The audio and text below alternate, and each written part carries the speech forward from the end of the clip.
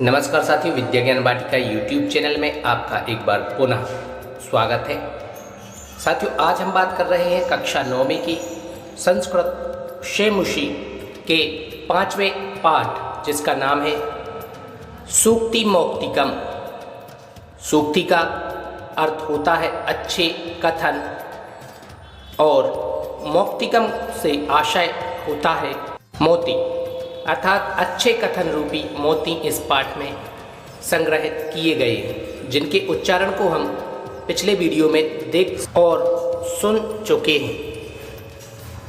विद्यार्थियों, अब हम इस वीडियो में पंचमः पाठ सूक्ति मौक्तिकम इस पाठ के अन्वय और व्याख्या को देखेंगे।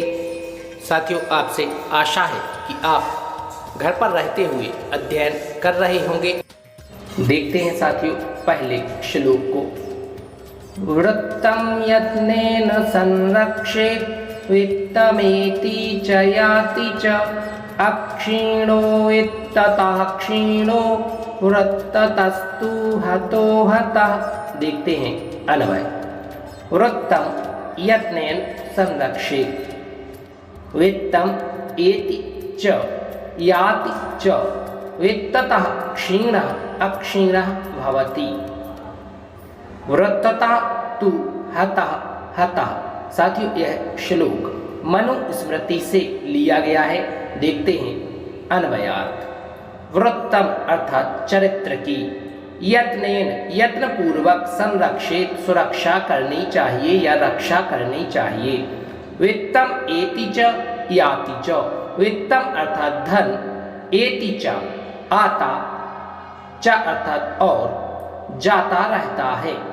धन तो आता और जाता रहता है। वित्ततः क्षीणः अक्षीणः भवति। वित्ततः अर्थात धन से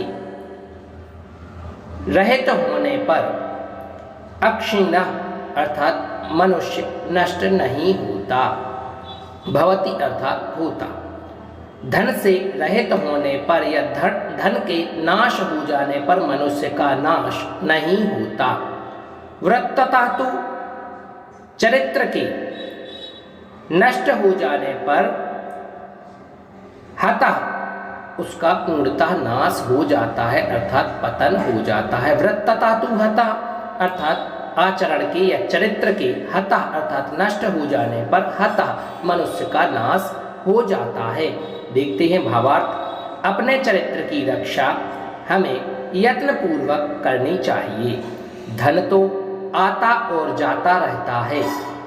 धन से क्षीण अर्थात रहित हो जाने पर भी मनुष्य नष्ट नहीं होता, लेकिन चरित्र से नष्ट हो जाने पर वह पूर्णतः नष्ट हो जाता है। देखते हैं द्वितीय श्लोक, जो कि विदुर नीति से लिया गया है। श्लोक को उच्चारण करते हैं। श्रूयतां धर्म सर्वस्वं श्रुत्वा चैवावधार्यताम् आत्मनः प्रतिकूलानि परेषां न समाचरेत्। देखते हैं अन्वय। धर्म सर्वस्वं श्रूयताम श्रुत्वा च एव अवधार्यताम् आत्मनः प्रतिकूलानि परेषां न समाचरेत्। देखते हैं अर्थ। धर्म अर्थात धर्म का, सर्वस्वम सब कुछ, श्रूयताम सुनना चाहिए या सुनिए। धर्म का सब कुछ अथवा सार सुन करके या सुनिए। श्रुत्वा च एव, श्रुत्वा च अर्थात और, श्रुत्वा मतलब सुनकर, एव ही, अवधार्यताम ग्रहण कीजिए या धारण कीजिए। आत्मनः स्वयं के लिए, प्रतिकूलानि प्रतिकूल हो या अच्छा ना लगे, अर्थात जो व्यवहार स्वयं के लिए प्रतिकूल हो, परेशान दूसरों के साथ न अर्थात नहीं समाचरित करना चाहिए। देखते हैं आगे इसका भावार्थ। धर्म सर्वस्वम श्रूयताम, धर्म का सार सुनिए। श्रुत्वाचा एव अवधार्यताम, और सुनकर के ही ग्रहण कीजिए अथवा धारण कीजिए। आत्मनः यह व्यवहार प्रतिकूलानि, आत्मा के लिए अर्थात स्वयं के लिए जो व्यवहार प्रतिकूल लगे, परेशान न समाचरित, अन्य लोगों के साथ नहीं करना चाहिए। अर्थात जो व्यवहार हमें स्वयं अच्छा ना लगे वह व्यवहार हमें दूसरों के साथ नहीं करना चाहिए। देखते हैं तृतीय श्लोक। प्रिय वाक्य प्रदानेन सर्वे तुष्यन्ति जन्तवः, तस्मात् तदेव वक्तव्यं वचने का दरिद्रता। यह श्लोक चाणक्य नीति से लिया गया है। अन्वय देखते हैं। सर्वे जन्तवः प्रिय वाक्य प्रदानेन तुष्यन्ति, तस्मात् तत् एव वक्तव्यं वचने का दरिद्रता, अथवा वचने दरिद्रता का। देखते हैं हिंदी अर्थ। सर्वे जन्तवः, सर्वे अर्थात सभी, जन्तवः अर्थात प्राणी, सभी प्राणी प्रिय वाक्य मीठे वचनों को प्रदान करने से तुष्यन्ति संतुष्ट होते हैं। सभी प्राणी प्रिय वचनों के द्वारा संतुष्ट या प्रसन्न होते हैं। तस्मात् तत्एव, इसलिए वही अर्थात प्रिय वचन वक्तव्यम बोलने चाहिए। वचने दरिद्रता का, वाणी में या बोलने में दरिद्रता अर्थात गरीबी अथवा कंजूसी का अर्थात कैसी। देखते हैं भावार्थ। सभी प्राणी मधुर वचनों के बोलने से संतुष्ट अथवा प्रसन्न होते हैं, इसलिए वही अर्थात प्रिय वचन ही बोलना चाहिए। प्रिय वचन बोलने में कैसी कंजूसी अथवा कैसी दरिद्रता। देखते हैं श्लोक क्रमांक 4, जो कि सुभाषित रत्न भांडागारम से लिया गया है। पिबन्ति नद्यः स्वयमेव नाम्भः, स्वयं न खादन्ति फलानि वृक्षाः, नादन्ति सस्यं खलु वारिवाः, परोपकाराय सतां विभूतयः। अन्वय देखते हैं। नद्यः स्वयं एव अम्भः न पिबन्ति, वृक्षः स्वयं फलानि न खादन्ति, वारिवाः खलु सस्यं न अदन्ति, सतां विभूतयः परोपकाराय एव भवन्ति। देखते हैं अन्वय से अर्थ निकालते हैं। नद्यः स्वयं एव, नदियाँ स्वयं एव अर्थात स्वयं ही, अम्भा अर्थात जल, ना पिबन्ति नहीं पीती, वृक्षः स्वयं फलानि न खादन्ति, वृक्ष स्वयं फलों को नहीं खाते हैं, वारिवाह अर्थात जल को ले जाने वाले, जिसे हम वादल कहते हैं, वारिवाह अर्थात जलधर, पयोधर या बादल। वादल सस्यम ना अदंती, स्वयं के द्वारा उगाए हुए अनाज को ना अदंती नहीं खाते। सताम विभूतया, सताम अर्थात सज्जनों की, विभूतया अर्थात समृद्धि या संपत्ति, परोपकाराय एवं भवन्ति परोपकार के लिए ही होती है। देखते हैं भावार्थ। नदियाँ स्वयं ही अपना जल नहीं पीती, वृक्ष स्वयं फल नहीं खाते, बादल स्वयं के द्वारा उगाई गई फसलों को नहीं खाते, सज्जनों की संपत्तियां दूसरों की भलाई के लिए ही होती हैं, परोपकार के लिए ही होती हैं। इस प्रकार यह चौथे श्लोक का अर्थ हमने देखा। अब देखते हैं पंचम श्लोक है। गुणेष्वेव हि कर्तव्यः प्रयत्नः पुरुषैः सदा, गुणयुक्तो दरिद्रोऽपि नैश्वरैर्गुणैः समः। यह श्लोक मृच्छकटिक से लिया गया है, मृच्छकटिकम से। देखते हैं इसका अन्वय। पुरुषैः सदा गुणेषु एव हि प्रयत्नः कर्तव्यः। गुणयुक्तः दरिद्रः अपि अगुणैः ईश्वरैः समः न भवति। देखते हैं पुरुषैः पुरुषों के द्वारा सदा हमेशा गुणेषु गुणों में ही या गुणों की प्राप्ति में के लिए ही प्रयत्न कर्तव्य करना चाहिए। पुरुषों के द्वारा हमेशा गुणों की प्राप्ति के लिए ही प्रयत्न करना चाहिए।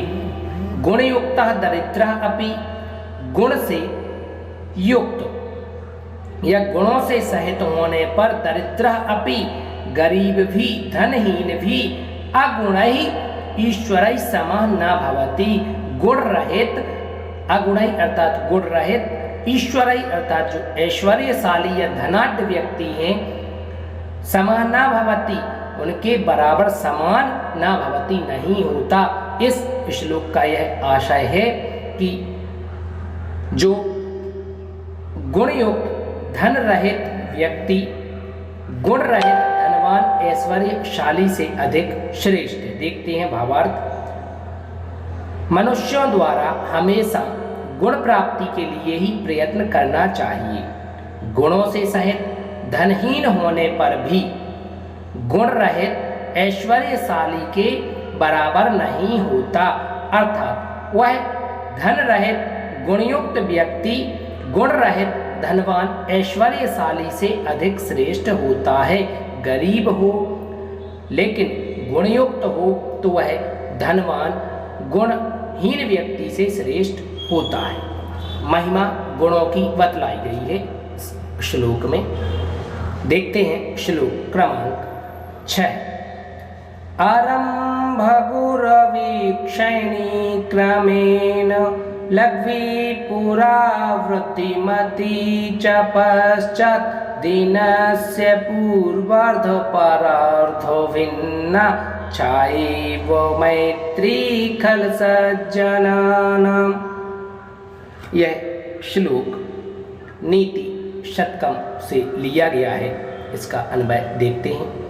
आरंभ गुरवी भवति, क्रमेण क्षैणी भवति, पुरा लघ्वी भवति, पश्चात् च वृद्धिमती भवति, दिनस्य पूर्वार्ध अपरार्ध छाया एव खल सज्जनानां मैत्री भिन्ना भवति। साथियों, इस श्लोक में खल अर्थात दुष्ट की और सज्जनों की मित्रता के विषय में बतलाया गया है। देखते हैं। आरंभ गुरवी, गुरवी अर्थात लंबी या बड़ी, आरंभ में लंबी होती है, क्रमेण क्षैणी क्रम से क्षय होती है, पुरा लघ्वी पूर्व में अर्थात पहले, लघ्वी अर्थात छोटी होती है, पश्चात च वृद्धिमती भवति और बाद में बढ़ने वाली होती है। दिनस्य पूर्वार्ध, दिन के पूर्वाह्न व अपराह्न की छाया की तरह दुष्टों और सज्जनों की मित्रता होती है। समझते हैं, अर्थात सज्जन लोगों की मित्रता दिन के अपराह्न की छाया के समान शुरू में छोटी और धीरे धीरे बढ़ने वाली होती है। सज्जनों की जो मित्रता होती है वह पूर्वार्ध के समय की छाया जैसी होती है और दुष्टों की मित्रता दिन के पूर्वार्ध की छाया के समान शुरू में अधिक और क्रमशः क्षीण होने वाली होती है। श्लोक क्रमांक 7। यत्रापि कुत्रापि गता भवेयुः हंसां महीमण्डलमण्डनाय हानिस्तु तेषां हि सरोवराणां येषां मरालैः सह विप्रयोगः। यह श्लोक भामिनी विलास से लिया गया है। देखते हैं अन्वय। हंसाः यत्र अपि कुत्र अपि महीमण्डल मण्डनाय गताः भवेयुः हानिः तु तेषां सरोवराणां ही भवति येषां सरोवराणां मरालैः सह विप्रयोगः भवति। साथियों, यहाँ पर सरोवर शब्द दो जगह प्रयोग किया गया है अन्वय में। उसको अर्थ की सरलता के लिए किया गया है। हंसा अर्थात हंस, यत्र अपि जहाँ पर भी, कुत्र अपि कहीं भी, महिमंडल मंडनाय कहीं भी चले जाएं, महिमंडल मंडनाय पृथ्वी को सुशोभित करने के लिए, गता अर्थात चले जाएं, हंस जहाँ भी कहीं भी चले जाएं, महिमंडल मंडनाय गता पृथ्वी को सुशोभित करने के लिए चले जाएं, हानि तो लेकिन हानि तो तेषाम सरोवराणाम उन सरोवरों अथवा तालाबों की होती है, ऐशा जिनका मरालय सह हंसों के साथ विप्रयोग भवति वियोग होता है। पुनः भावार्थ समझिए, हंस जहाँ भी कहीं भी चले जाएं, गतः अर्थात चले जाएं, महिमंडल मंडनाय पृथ्वी को सुशोभित ही करते हैं, वह पृथ्वी को सुशोभित ही करेंगे जहाँ पर भी चले जाएं, लेकिन हानि तो उन तालाबों की होती है जिनका हंसों के साथ विरह अर्थात वियोग हुआ है, अलग होना हुआ है। देखते हैं 8वां अर्थात अंतिम श्लोक। गुणा गुणज्ञेषु गुणा भवन्ति ते निर्गुणं प्राप्य भवन्ति दोषा आस्वाद्यतो यः प्रवहन्ति नद्यः समुद्रमासाद्य भवन्त्यपेयः। अन्वय देखते हैं श्लोक का। गुणज्ञेषु गुणाः गुणाः भवन्ति, ते गुणाः निर्गुणं प्राप्य दोषाः भवन्ति। गुणज्ञेषु गुणा गुणा भवन्ति, ते गुणाः निर्गुणं प्राप्य दोषाः भवन्ति। आस्वाद्यतो याः नद्यः प्रवहन्ति ताः एव नद्यः समुद्रम आसाद्य अपेयाः भवन्ति। देखते हैं गुणज्ञेषु अर्थात गुणों के जानने वाले या गुणीजन, गुणों को जानने वाले, गुणाः गुणाः भवन्ति, गुणों को जानने वालों में ही गुण गुण होते हैं। जो गुणों को जानता है उनकी दृष्टि में ही गुण गुण होते हैं। ते गुणा वे ही गुण निर्गुणम प्राप्य निर्गुणी को पा करके या गुण रहित व्यक्तियों को पा करके दोषाः भवन्ति दोषयुक्त हो जाते हैं, वह गुण दोष युक्त हो जाते हैं। जैसे आस्वाद्य तोयाः, आस्वाद्य अर्थात स्वादिष्ट, तोयाः अर्थात जल को नद्यः प्रवहन्ति नदियाँ बहाती हैं, ताः एव नद्यः वही नदियाँ समुद्रम आसाद्य समुद्र में पहुँच करके अपेयाः भवन्ति पीने योग्य नहीं रहती, अपेय हो जाती हैं। भाव को समझने का प्रयत्न हिंदी में करते हैं। गुण को जानने वालों में ही गुण गुण होते हैं। बेगुण निर्गुणी अर्थात गुण रहित व्यक्ति को पा करके दोष ही हो जाते हैं। जैसे नदियाँ मधुर स्वादिष्ट जल को बहाती हैं, लेकिन वही नदी समुद्र में मिलकर के पीने योग्य नहीं रह जाती अर्थात अपेय हो जाती है। साथियों, इस प्रकार हमने इस वीडियो के माध्यम से कक्षा 9वीं की संस्कृत शेमुषी के 5वें पाठ सूक्ति मौक्तिकम के विषय में अध्ययन किया। साथियों, चैनल को सब्सक्राइब कीजिए, वीडियो को लाइक शेयर अवश्य कीजिएगा और किसी भी प्रकार की त्रुटि हो तो आप उसको संशोधित करके ही ग्रहण अवश्य करें। धन्यवाद।